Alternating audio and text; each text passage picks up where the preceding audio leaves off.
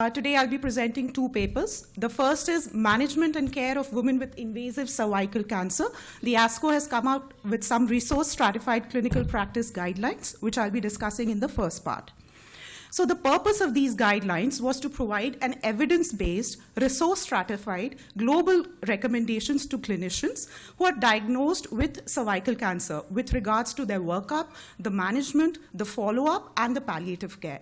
The reason to come up with these clinical guidelines was basically because there are the bulk of the cervical cancer burden, almost 85% of cancer cases and deaths, are in low-income or middle-income countries where the facilities for surgery, chemotherapy, or radiotherapy may not be available. So it is important to know that the options in these settings are not the same as those in the ideal settings. And so it was important to come up with some guidelines for these countries. So these guidelines have combined the guidelines provided by WHO, NCCN from Canada, Japan, and ESMO. So the treatment capacity settings have been divided into basic, limited, enhanced, and maximal. The basic settings are those where only simple or extrafacial hysterectomy can be performed.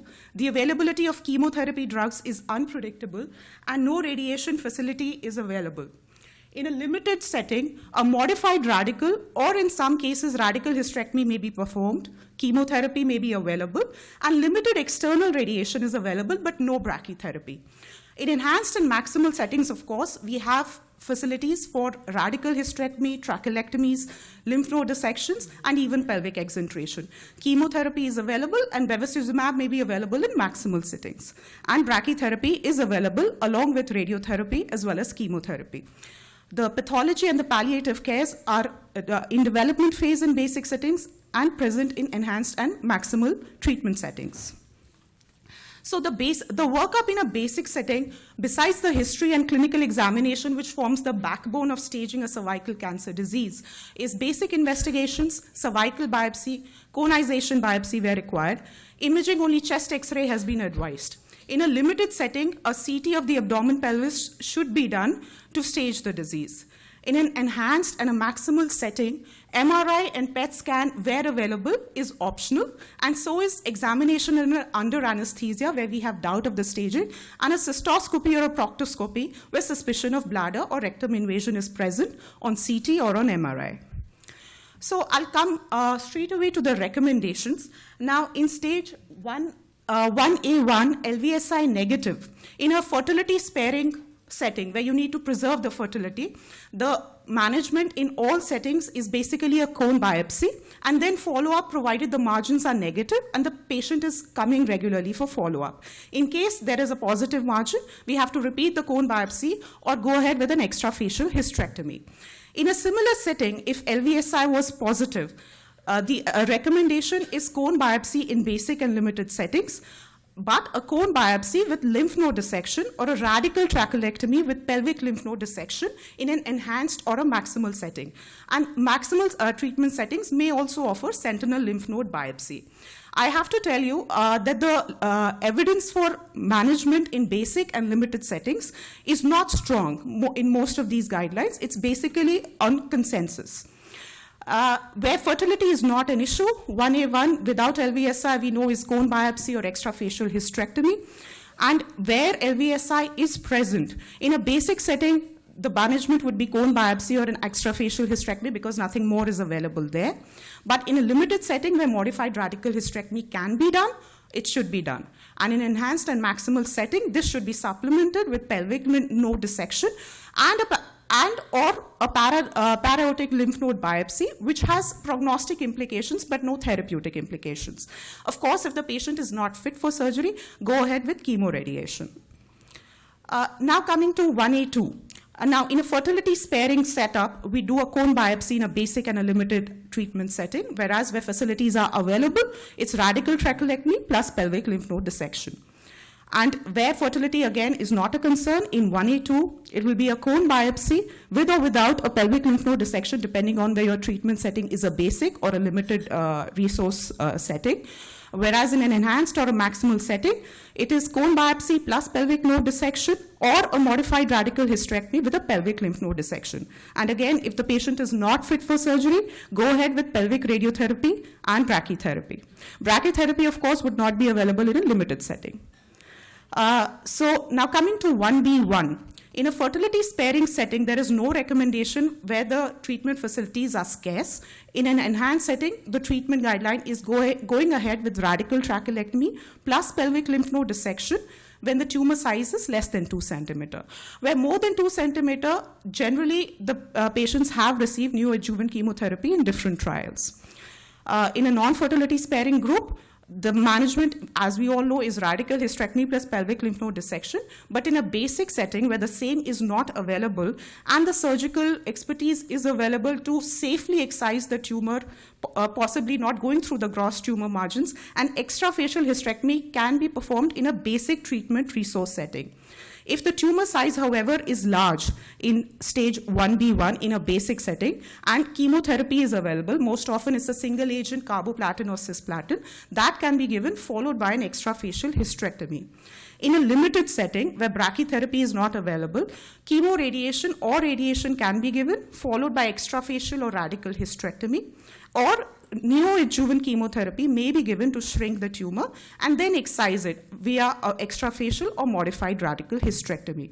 So post-RT, the recommendation to perform an extrafacial hysterectomy in a limited setting is only if there is a residual disease 2 to 3 months post-treatment, and the treatment in this case would include an external pelvic RT with a pelvic boost up to a total of 68 Gray. Now in 1B2 and 2A2, we know the treatment is concurrent chemoradiation with brachytherapy where all facilities are available. In cases where the facilities are scarce, we can use chemotherapy if that is available, followed by an extrafacial hysterectomy in a basic setting. In a limited setting, the same can be followed by radical hysterectomy with or without a pelvic lymph node dissection. In these cases, where we prefer to give the patient radiotherapy, but brachytherapy is not available, then radiotherapy with or without chemotherapy can be given, followed by an extrafacial hysterectomy. And if in case EBRT is not available due to lack of treatment machines, then brachytherapy with concurrent low-dose platinum-based chemotherapy can be given in a limited setting, followed by radical hysterectomy. Now coming to 2B and 3A, it is pelvic RT. We know what the standard treatment is. In a limited setting, in a basic setting, it can be you can give NACT followed by extrafacial hysterectomy where that is possible. In a limited setting, it will be chemo RT or RT followed by modified radical hysterectomy, or neoadjuvant chemotherapy again followed by modified radical hysterectomy, and can do a pelvic lymph node dissection where the surgical expertise exists. With regards to stage 3B and 4A, basic settings, there is not much, and it's mainly palliative care. In a limited setting, again, it's chemo RT or radical RT followed by extrafacial or radical hysterectomy, or neoadjuvant chemotherapy followed by radical hysterectomy. In an enhanced setting, of course, we'll be going all guns blazing, give pelvic RT with chemotherapy, with brachytherapy, and in some cases, extended field RT. There have been reports of giving systemic adjuvant chemotherapy in some of these patients, and we know that the trials are going on, including Outback. In stage 4B, palliative care in basic settings, limited settings where chemotherapy is available, that can be given, and individualized RT. In maximal settings, bevacizumab has been tried, and we know this from the GOG 240 trial, and that should be used. In recurrent settings, in a limited and enhanced treatment settings, depending on whether the patient has received radiotherapy or not, we'll give the patient either radiotherapy for a central recurrence or provide her with pelvic exentration. So I'll just come to the second paper. This is just 2 minutes. It's a preoperative nomogram for prediction of microscopic parametrial infiltration in patients with stage 1B cervical cancer treated with radical hysterectomy. So many of patients of stage 1B1 and 1B2 have microscopic parametrial infiltration, and we've used MRI in many studies to detect that. So the objective of this study was to use preoperative clinicopathological criteria and then develop a nomogram based on those to actually predict if we can actually predict microscopic parametrial invasion in these patients. And the low risk group, which had low risk of parametrial invasion, was defined by a probability of less than 10%. They included all histologies, stage 1, and without any underlying comorbidities. We can see from this table the main factors which affected parametrial invasion were the menopausal status of the woman, the FIGO stage, obviously it was more in stage 1B2, disruption of cervical stromal ring on MRI, and also the tumor size both assessed clinically as well as on MRI, and serum squamous cell carcinoma antigen. On a multivariate analysis, the independent prognostic variables were disruption of cervical stromal ring on MRI, the menopausal status. These had an odds ratio of 10 and 5 respectively, as well as an elevated serum squamous carcinoma cell antigen and a greater tumor volume on MRI. So this was the nomogram which was developed based on these factors, and each factor was allotted a score depending on the odds ratio.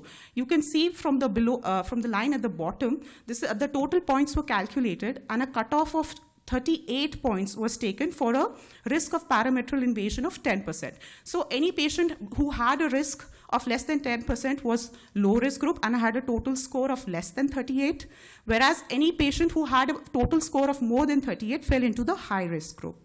And this actually, there was a good agreement between the predicted probability with this nomogram and the actual probability. The predicted probability is depicted by the darker line here.